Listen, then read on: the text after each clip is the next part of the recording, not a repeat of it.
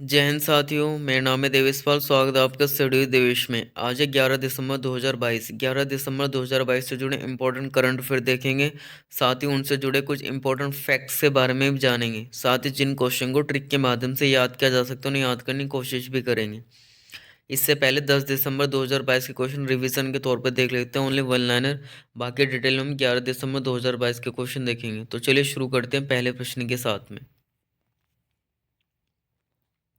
हाल ही में अंतर्राष्ट्रीय भ्रष्टाचार विरोधी दिवस कब मनाया गया? देखिए, हाल ही में अंतर्राष्ट्रीय भ्रष्टाचार विरोधी दिवस 9 दिसंबर को मनाया गया। तो इसका आंसर होगा 9 दिसंबर।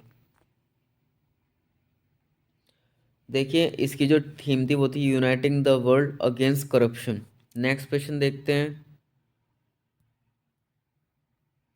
हाल ही में आई रिपोर्ट के अनुसार मजबूत पासपोर्ट लिस्ट में भारत का स्थान क्या है? देखिए, हाल ही में आई रिपोर्ट के अनुसार मजबूत पासपोर्ट लिस्ट में भारत का स्थान 87 है, जिसमें सबसे लास्ट रैंक अफगानिस्तान की रही है। और जो उसमें फर्स्ट पोजीशन पर रहा है वो रहा है United Arab Emirates. Second number पर जर्मनी रहा, थर्ड पर रहा सिंगापुर। तो ये हमें ध्यान में रखना, first position United Arab Emirates है और जो भारत की पोजीशन रही वो 87 रही है। नेक्स्ट क्वेश्चन देखते हैं। हाल ही में आई रिपोर्ट के अनुसार विश्व की सबसे शक्तिशाली महिला कौन है? देखिए, हाल ही में आई रिपोर्ट के अनुसार विश्व की सबसे शक्तिशाली महिला उर्सेला वान डे लियोन है। देखिए, इसका answer Ursula von der Leyen. और जबकि सेकंड पोजीशन पे अमेरिका के उपराष्ट्रपति कमला हैरिसन। और जो भारत की निर्मला सीतारमण, वित्त मंत्री निर्मला सीतारमण, उनकी पोजीशन 36वीं है। तो ये हमें ध्यान में रखना। बाकी हम डिटेल में कल के करंट अफेयर में देख चुके हैं। और भारत से कुल 6 महिलाओं को चुना गया है। तो ये हमें ध्यान में रखना। और आगे जब हम कल के करंट अफेयर को देखेंगे तो वहाँ पर मैंने इनके बारे में डिस्कस किया था। नेक्स्ट क्वेश्चन देखते हैं। हाल ही में भारत के green house in the box startup खेती ने जीता 2022 अर्थशॉट पुरस्कार। यह अर्थशॉट पुरस्कार का कौन सा संस्करण था? देखिए, ये दूसरा संस्करण था। Green house in the box startup खेती ने जीता 2022 अर्थशॉट पुरस्कार, यह दूसरा संस्करण था। नेक्स्ट क्वेश्चन देखते हैं। हाल ही में एनएससी यानी कि नेशनल स्टॉक एक्सचेंज ने लॉन्च किया नया निफ्टी भारत बॉन्ड इंडेक्स। यह किस सीरीज के तहत लॉन्च किया?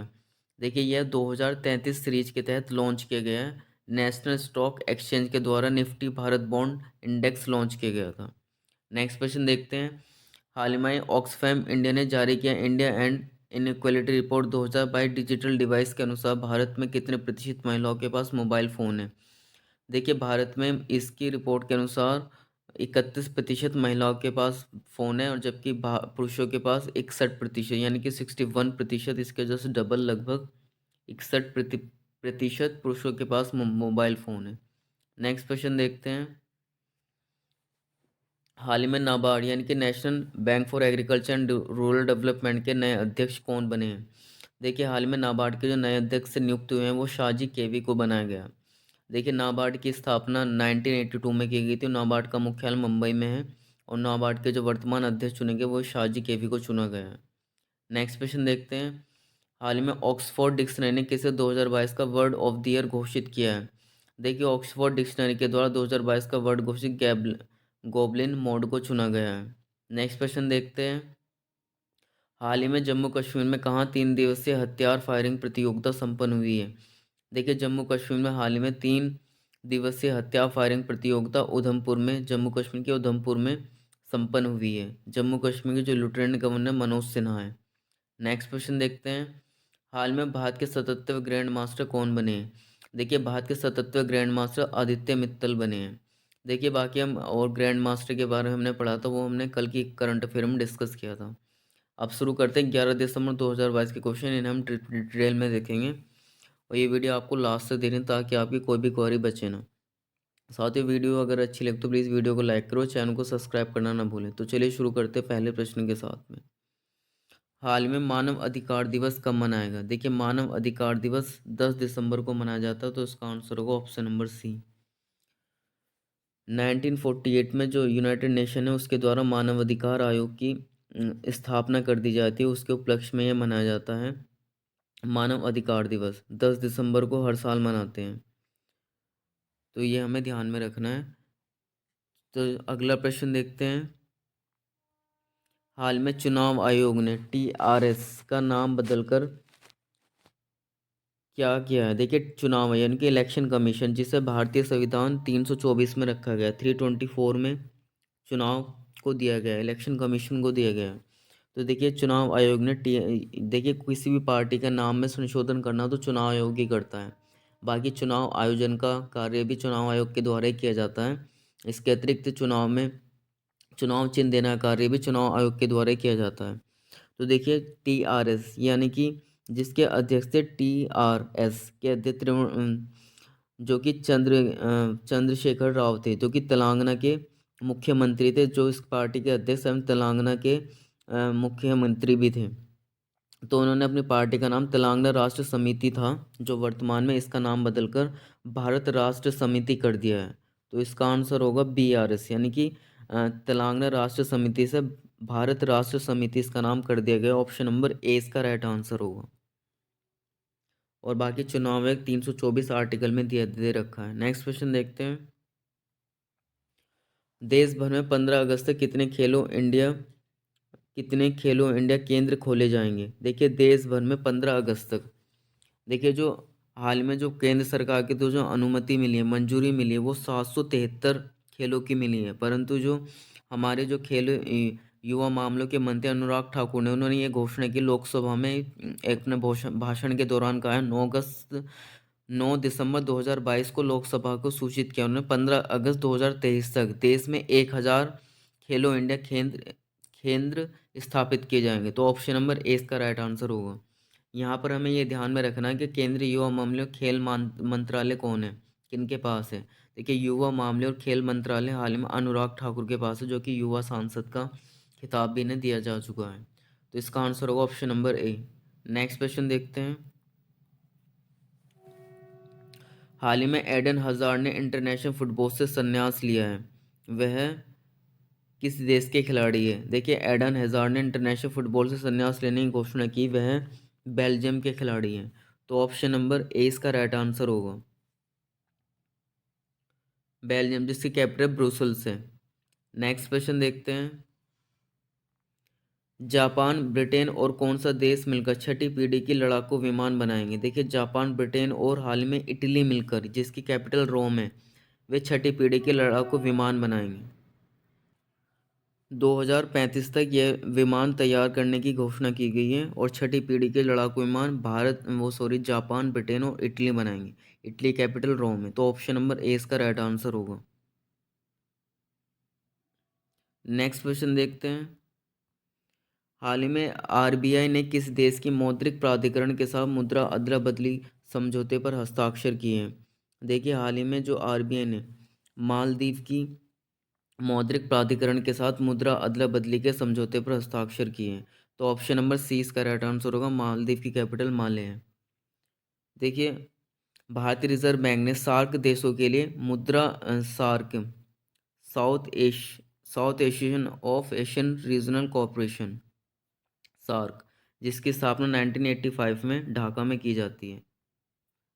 तो सार्क सार्क देशों के लिए मुद्रा विनिमय सुविधा के तहत मालदीव मौद्रिक प्राधिकरण के साथ मुद्रा अदला बदली के समझौते पर हस्ताक्षर किए हैं।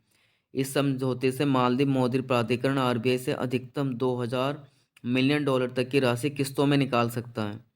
तो ये हमें ध्यान में रखना है, बस हमें ज़्यादा डिटेल में नहीं पढ़ना, सिर्फ ये देखना है कि RBI यानी कि रिजर्व बैंक ऑफ इंडिया ने अपना जो भारत का सबसे बड़ा बैंक है, बैंकों का बैंक जिसे कहा जाता है, उसने मौद्रिक प्राधिकरण के साथ मुद्रा अदला बदली के लिए मालदीव के साथ हस्ताक्षर किए। तो ऑप्शन नंबर सी इसका राइट आंसर होगा। अब RBI के बारे में जान लेते हैं। रिजर्व बैंक ऑफ इंडिया, जिसकी स्थापना 1 अप्रैल 1935 में की गई थी, जिसका हेडक्वार्टर मुंबई महाराष्ट्र में है और जिसके वर्तमान गवर्नर शक्तिकांत दास है, जो कि 25वें नंबर के गवर्नर है। नेक्स्ट क्वेश्चन देखते हैं। अशोक लेलैंड ने किसे अपना प्रबंध निदेशक यानी कि मैनेजिंग डायरेक्टर एंड CEO नियुक्त किया है? देखिए हाल में अशोक लेलैंड ने, इनके आपने लंबे लंबे ट्रक देखे होंगे अशोक लेलैंड वाले। तो अशोक लेलैंड ने अपना प्रबंध निदेशक एवं मुख्य कार्यपालक अधिकारी हाल में शीनू अग्रवाल को नियुक्त किया है। ऑप्शन नंबर ए इसका राइट आंसर होगा। नेक्स्ट क्वेश्चन देखते हैं। NDDDP ने किसे अपना प्रबंध निदेशक निदेशक के रूप में नियुक्त किया है? देखिए, नेशनल डेवलपमेंट डेयरी बोर्ड ने अपना प्रबंध निदेशक हाल ही में सोनू अग्रवाल को मिनीश शाह को, ऑप्शन नंबर 20 का राइट आंसर होगा, मिनेश सी शाह को अपना प्रबंध निदेशक के रूप में नियुक्त किया, यानी कि मैनेजिंग डायरेक्टर के रूप में नियुक्त किया है। ऑप्शन नंबर 20 का राइट आंसर होगा। देखिए, राष्ट्रीय डेयरी बोर्ड यानी कि नेशनल डेवलपमेंट डेयरी बोर्ड का जो मुख्यालय वो आनंद गुजरात में है, और 1965 में इसकी स्थापना की गई थी, 1965 में। और जिसके संस्थापक थे वर्गीज कुरियन थे, जिनके जन्मदिवस पर हम मिल्क दिवस ही मनाते हैं। तो ये हमें ध्यान में रखना है। इस नंबर प्रबंध निदेशक हाल में मिनेश शीश साहा को नियुक्त किया। ऑप्शन नंबर 20 का राइट आंसर होगा। नेक्स्ट क्वेश्चन देखते हैं। ताइवान में 24 घंटे की अल्ट्रा मैराथन में air warrior corporal Amar Singh Devanta ने कौन सा स्थान हासिल किया है? देखिए, ताइवान में ये आयोजित की गई थी। यह है ultra marathon. Air warrior corporal Amar Singh Devanta ने हाल में 6th पोजीशन को हासिल किया है। तो ऑप्शन नंबर ए इसका राइट आंसर होगा।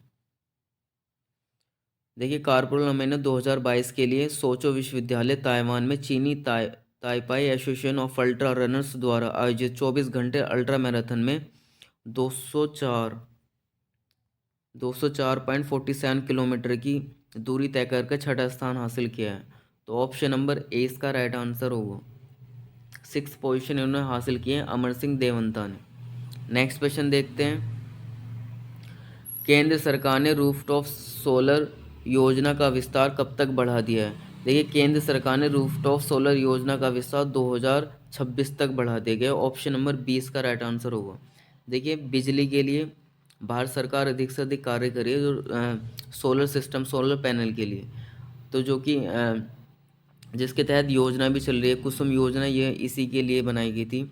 कुसुम योजना, जिसकी स्थापना शायद 1997 में की गई थी, 1997 में।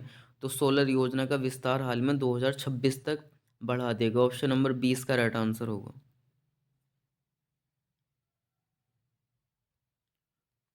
देखिए, लास्ट क्वेश्चन आपके लिए होमवर्क में, जिसका आंसर आपको कमेंट बॉक्स में बताना है। हाल में कौन भारतीय अभिनेत्री फीफा विश्व कप फाइनल के दौरान ट्रॉफी का अनावरण करेंगे? देखिए, 4 ऑप्शन आपको दे रखे, जिसका एक आंसर आपको कमेंट बॉक्स में बताना है।